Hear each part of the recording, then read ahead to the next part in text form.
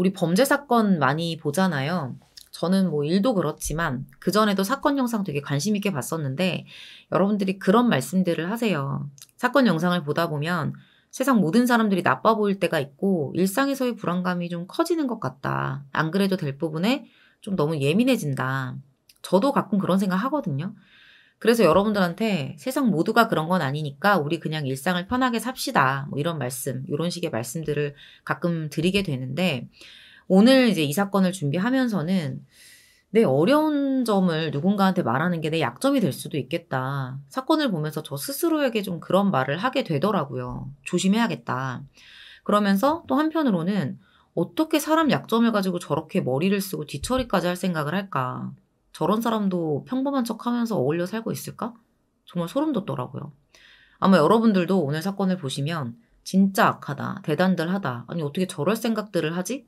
이런 말씀을 많이 하실 것 같은데 오늘 내용이 조금 길어요. 그래도 최대한 잘 간결하게 정리를 해봤으니까 끝까지 시청해주시면 감사하겠습니다. 2015년 12월 12일 오후 6시경이었어요. 태국의 어느 대학교 인근 배수로에서 남성의 시신이 발견돼요.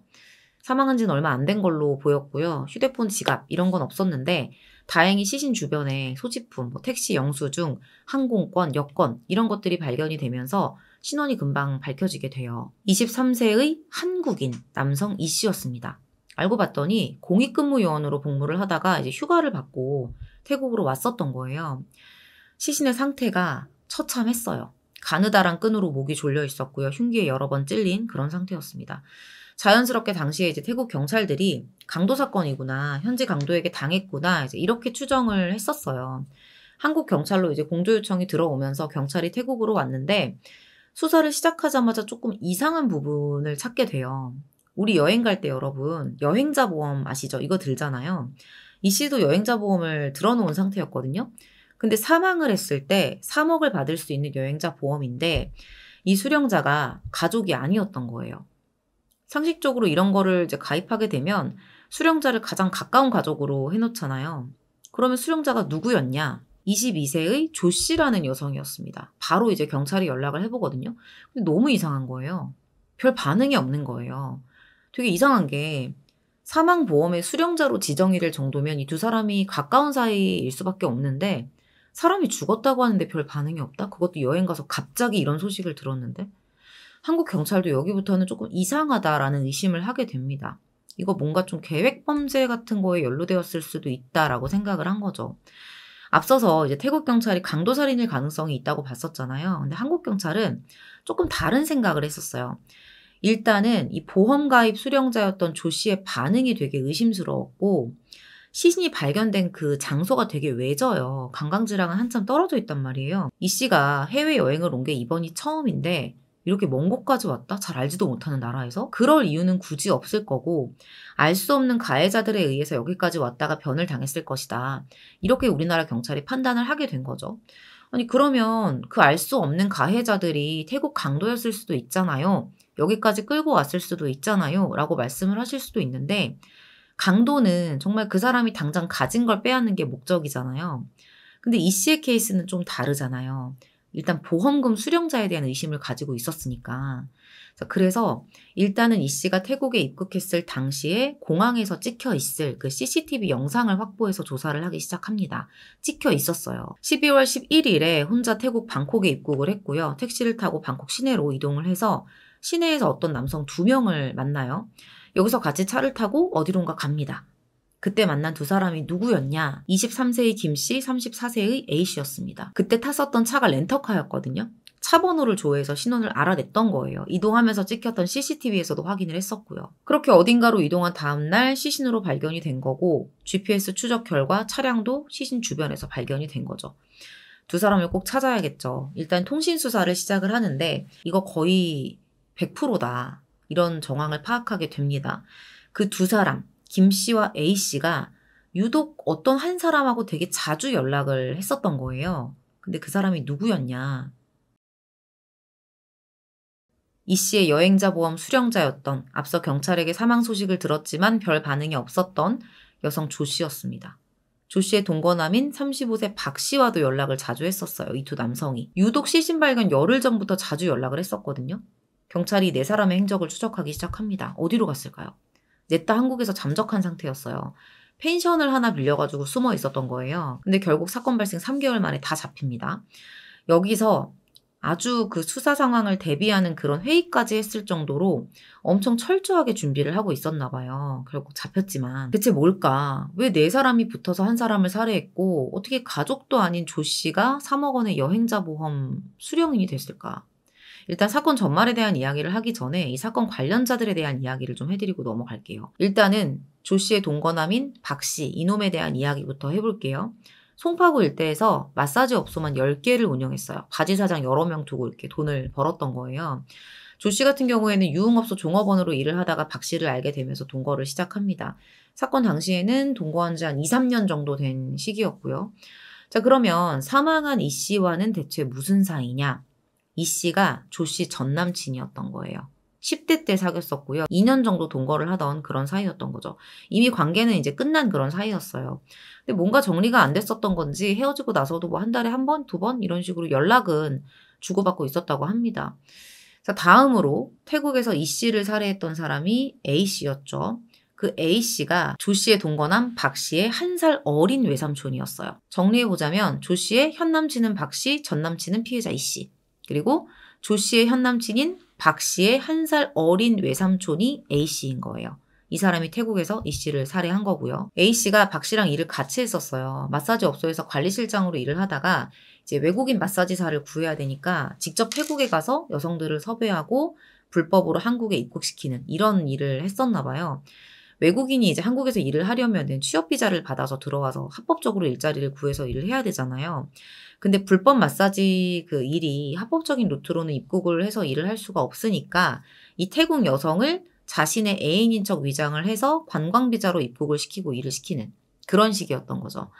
A씨와 같이 범행을 했었던 23세 남성 김씨도 그런 일을 했었습니다. 이 사람은 그 여성 조씨하고 유흥업소 일을 하다가 알게 된 사이였다고 해요. 이 네 사람에게 살해당한 이 씨는 사건 당시에 공익근무 요원이었습니다. 어린 시절에 부모님이 이혼을 하면서 이제 아버지하고 살긴 했었는데 갈등이 좀 심했던 건지 10대 때부터는 이제 가족들하고 떨어져서 혼자 살고 있었고요. 진짜 궁핍하게 살고 있었다고 해요. 사건 당시에도 기초생활수급자였습니다. 갈수록 이제 삶이 힘들어지면서 우울증도 좀 심하게 겪고 있었고요. 성격은 좀 내성적이어서 연락하고 지내는 친구도 거의 없었다고 합니다. 예전에 이제 동거까지 했었던 조 씨하고만 가끔 연락을 하면서 지내고 있었죠. 근데 이 사건이 제가 앞에서 말씀드렸지만 범행을 마음먹게 된 과정이 진짜 소름이거든요. 힘든 사람의 마음과 어떤 상황을 본인들의 이득을 위해서 악용을 했단 말이에요. 진짜 이걸 악연이라고 하는 건가 싶더라고요. 자, 어떤 거냐. 박 씨가 하던 그 유흥업소 영업이 점점 어려워지기 시작을 해요. 단속이 자주 나오다 보니까 장사를 못하게 되고 뭐 그 상황에서 임대료 내야지, 둘이 살던 오피스텔 월세 내야지, 관리비 내야지 이런 걸 다 이제 밀리게 된 거예요. 그러다가 나중에는 그 동거녀 조 씨 아버지에게 4,500만 원이라는 큰 돈을 빌리기도 했습니다. 조 씨도 특별한 직업이 없이 박 씨 일만 이제 돕고 있는 상황이어서 아버지에게 돈은 갚아야 되는데 돈 갚을 날은 다가오고 상황은 점점 안 좋아지고 그러다가 이제 한 가지 생각을 떠올려요. 과거에 그런 적이 있었던 거예요. 이제 본인들이 운영하던 마사지 업소에 불이 나서 화재 보험료를 받았던 적이 있었던 거예요. 그때 5천만 원을 받거든요. 이걸 떠올립니다. 돈 나올 구석이 없으니까 이번에는 보험 사기를 한번 쳐볼까? 이렇게 마음을 먹었다는 거예요. 그런데 딱 이 상황에 조 씨한테 메시지가 하나 도착해요. 피해자 이 씨에게 온 거예요. 그러니까 과거에 동거를 했었던 남자친구에게 문자가 온 거죠. 전 남친이었잖아요. 사는 게 너무 힘들다. 나 지금 옥상이다. 뭐 이런 식으로 뭐 더 이상 뭐 삶에 의욕이 없다라는 식의 문자를 보낸 거죠. 근데 이걸 본 조 씨가 대수롭지 않게 너 술 먹었냐? 그럴 거면 내 앞으로 보험이나 들어놔. 들어놓고 가. 뭐 이런 식으로 문자를 보낸 거예요. 근데 이 문자를 본인이 보내놓고 거기서 어떤 범행의 아이디어를 얻은 것 같아요. 바로 동거남 박 씨에게 전화를 겁니다. 전화를 해서 이 씨가 누군지, 과거 나랑 어떤 사이였는지를 다 이야기를 해요. 과거에 나랑 한 2년 정도 같이 살았었고, 내 전 남친이었고, 얘가 지금 우울증이고, 막 이런 얘기를 다 한 거예요. 그리고 얘 지금 가족들도 없어. 연락도 안 하고 지내고, 공익근무 요원이야. 이런 이야기까지 박 씨에게 다 합니다. 그리고 두 사람은 이걸 기회로 잡아요. 이 씨한테 마사지 업소에서 일할 사람을 데리고 오는 일을 권유를 하자. 그러니까 태국까지 가서 그 일을 권유를 해서 여행자 보험에 가입을 시키자. 그리고 거기서 살해를 하고 나서 사망보험금을 받아내자. 이렇게 계획을 한 거예요. 너무 소름이죠. 범행 계획은 너무나도 빠르게 다음날 이뤄집니다. 12월 1일에 조 씨가 이 씨한테 연락을 해요. 태국에서 일을 하는데 이거 돈 많이 벌 수 있어. 너 한번 해볼래? 너 한번 해봐. 이렇게 권유를 한 거예요. 이 씨도 뭐 당시에 힘든 상황이었으니까 이거 하면 돈 많이 벌 수 있겠지라고 생각을 하고 이제 오케이를 합니다. 조 씨가 이제 면접을 봐야 되니까 좀 만나자. 면접 핑계를 대면서 그날 저녁에 이제 박 씨를 좀 만나야 된다라고 얘기를 했고 박 씨는 이 씨에게 너 가면은 해외에서 다칠 수 있으니까 출국 전에 여행자 보험 좀 들자. 이렇게 권유를 해요. 그리고 나흘 뒤인 12월 5일부터는 이 박 씨하고 조 씨가 본격적으로 증거를 꾸미기 시작합니다. 경찰 수사 혹시라도 이제 들어올 수 있으니까 여기에 대비를 해야 되잖아요. 진짜 대단한 놈들이에요. 5일 저녁에 조 씨가 이 씨를 불러내요. 피해자 이 씨를. 그리고서 박 씨가 운영하는 그 마사지 업소에 가서 마사지를 받게끔 해요. 도착을 하자마자 박 씨는 또 어떻게 하냐면 이 씨한테 폰 좀 줘봐. 마사지 받는 동안 충전해 줄게. 이러면서 이 씨의 폰을 가져가요. 근데 충전을 해주고 싶은 게 아니겠죠. 여행자 보험에 대한 어떤 거짓 증거, 그 밑작업을 해놓기 위해서 가져갔던 거예요. 이걸 가지고 어떻게 하냐. 이 씨가 살던 집 근처까지 이동을 해서 거기서 이 씨인 척 하면서 조 씨에게 문자를 보낸 거예요. 나 태국 여행 가려고 하는데 여행자 보험을 들어야 한다. 네가 보험금 수익자 좀 해줄 수 없겠냐. 조 씨한테 그런 부탁을 미리 해놨던 것처럼 밑작업을 하는 그런 메시지를 보낸 거죠. 거기다가 이유까지 덧붙여요. 내가 기초생활수급자라서 나라에서 받는 돈이 있잖아. 혹시 내가 보험금 받게 되면 나중에 문제될 수도 있으니까 네가 수익자 좀 해줘. 이런 문자가 남아있으면 나중에 이제 보험 수익자를 지정할 때도 증빙으로 쓸 수가 있는 거잖아요. 경찰 수사에도 대비를 할 수 있고. 진짜 대단하죠. 모든 게 이 씨의 자발적인 의사로 이루어진 것처럼 꾸민 거예요. 이렇게 증거 조작까지 해놓고 나서 두 사람은 가장 보험금이 많은 상품을 찾기 시작합니다. 해보신 분들은 아실 텐데 여행자 보험이 보통 단기 뭐 일회성이잖아요. 그러다 보니까 되게 간단하거든요. 뭐 가입하는데 10분? 20분이면 돼요. 그리고 내는 보험료에 비해서 받는 보험금이 좀 많은 편이고요. 자, 12월 9일 조 씨와 박 씨 두 사람이 설계사를 통해서 12월 11일부터 4일간에 대한 여행자 보험에 가입을 합니다. 보험료는 17,180원이었어요. 이 돈을 내고 이 씨가 사망하면 3억을 받게 되는 거예요. 자, 가입을 할 때는 보험 설계사가 의심을 할 수도 있으니까 아까 이제 문자로 작업해놨던 거 있잖아요. 그걸 이제 직접 보여주면서 이 사람이 원해서 내가 수익자로 지정이 된 거다. 이렇게까지 증명을 합니다. 이제 나중에 사건 터지고 나서 설계사도 조사를 받았는데 이 씨도 그렇게 요청을 했다고 하니까 수익자를 그렇게 지정할 수밖에 없었다라고 진술을 해요. 자, 이제 보험 계약을 했잖아요. 근데 생각을 해보니까 얘네가 또 머리를 굴린 거죠. 뭔가 좀 걸리는 게 있는 거예요. 만약에 시신이 늦게 발견되면 어떡하지? 왜냐면은 그 기간은 4일밖에 안 되니까. 이 생각을 하면서 보험 가입 기간을 3월 9일까지 90일간 가입하는 걸로 계획 변경 처리를 해요. 사실 이 씨가 사회복무요원이잖아요. 이렇게 길게 여행을 갈 수가 없거든요. 근데 또 이 설계사는 그런 걸 몰랐던 거예요. 만약에 이걸 알았더라면 그 가입 기간을 늘린 것에 대해서 이제 의심을 했을 텐데 잘 몰라서 이렇게 그냥 처리를 해버립니다. 두 사람은 보험 계약을 하면서 이 씨를 살해했던 A 씨, 김 씨에게 범행을 진행해요. 진짜 소름인 거는 이 범행 지시가 이미 앞서서 이제 이 씨가 조 씨한테 막 힘들다고 문자했던 그날부터 이미 범행 계획이 이루어지고 있었다는 거예요. 아니 그러면 그 A 씨하고 김 씨, 태국에서 살해했던 이 두 사람은 왜 이런 일을 하겠다고 오케이를 한 거냐? 조건이 있었습니다. 일단 A 씨는 태국에서 지낼 체류비를 받는 조건이 있었고요. 김 씨는 이제 보험금을 수령하면 나한테 1억을 주겠다. 뭐 이거에 대해서 그런 조건을 수락을 했던 거죠. 자신을 둘러싸고, 그러니까 한 사람을 둘러싸고 네 사람이 지금 이런 짓을 꾸미고 있다는 거를 이 씨는 까맣게 모르고 태국으로 출발을 해요. 도착해서는 택시를 타고 카오산 로드로 가서 A 씨와 김 씨 두 사람을 만납니다. 그렇게 셋이서 차를 타고 그 렌트카를 타고 엄청 오래 달렸어요. 300km 정도. 밤새 달려서 건켄이라는 도시로 이동을 했는데 얼마나 피곤하겠어요. 비행기를 타고 왔으니까. 그 차에서 이 씨가 계속 잤대요. 그 사이에 이 차는 범행 장소를 향해서 계속 달리고 있었습니다. 이미 장소도 다 이제 사전 물색을 해놨었어요. 그리고 이렇게 자고 있는 상태에서 그들은 이 씨를 운동화 끈과 흉기로 공격을 합니다. 사망을 확인하고 나서는 마을 진입로 쪽으로 차를 이동해서 배수로 옆에 있는 풀밭에다 시신을 던져놔요. 그리고는 여권, 항공권, 택시 영수증, 태국 여행 자료 이런 거 누가 봐도 관광객처럼 보일 수 있는 소지품들만 골라서 잘 보이게 흐트려 놓고 떠난 거예요. 이것도 다 계획에 있었겠죠. 범인들 그 4명은 이런 생각을 했을 것 같아요. 해외에서 일어난 사건이고 동남아 국가의 어떤 수도도 아닌 외진 소도시에서 벌어진 사건이니까 경찰 수사 그렇게 막 빡세게 하지 않을 거야. 부실하게 할 거고 그냥 뭐 관광객이 강도당한 사건 뭐 이 정도로 종결이 될 거다라고 생각을 했겠죠. 근데 완전히 예상이 빗나갔죠. 공조 수사를 너무 잘한 거지. 태국에서 이 씨를 살해했던 2사람은 범행을 바로 인정을 해요. 근데 주범 박 씨가 본인의 범행을 인정을 하면서도 이 조 씨, 자신의 동거녀 조 씨는 이 사건과 전혀 관련이 없다라고 주장을 합니다. 조 씨 본인도 나는 이 씨가 죽은 걸 나중에 알았다. 이런 식으로 주장을 했었어요. 근데 나중에 얘네들이 뭔 짓을 하다 걸리거든요. 유치장에 갇혔는데 여기서 통모를 하다 걸린 거예요. 모의를 했다는 거죠. 뭔가 메모를 써서 과자 봉지에 담아서 막 몰래 전달을 하고 왔다 갔다 하다 걸린 거예요. 박 씨가 당시에 썼던 메모지에 이런 게 써 있었어요. 보험 가입은 이 씨가 가입 신청을 부탁한 거다. 이 씨의 사망은 사망한 후에나 네가 알게 된 거야. 보험금을 노리지 않았고 보험금을 받더라도 찾을 생각이 없었다. 우린 이렇게 입을 맞추는 거다. 마지막에 뭐 사랑한다. 뭐 이런 진짜 소리까지 해놓습니다. 조 씨가 진술을 할 때 범죄와 관련이 없다는 식의 어떤 대답이나 태도를 취하는데 도움이 되게끔 써놓은 거죠.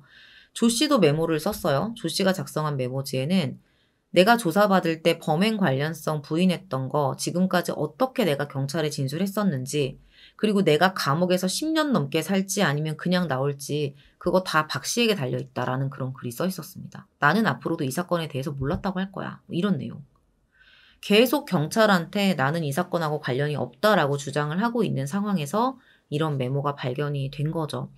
그래서 결과는 어떻게 된 건지 재판 결과를 한번 알아볼게요. A씨랑 김씨는 이미 범행을 인정을 했기 때문에 이 재판은 조씨가 이 사건에 관련이 있는지 없는지 이게 주요 쟁점이 되겠죠. 일단 조씨의 구체적인 주장은 이래요.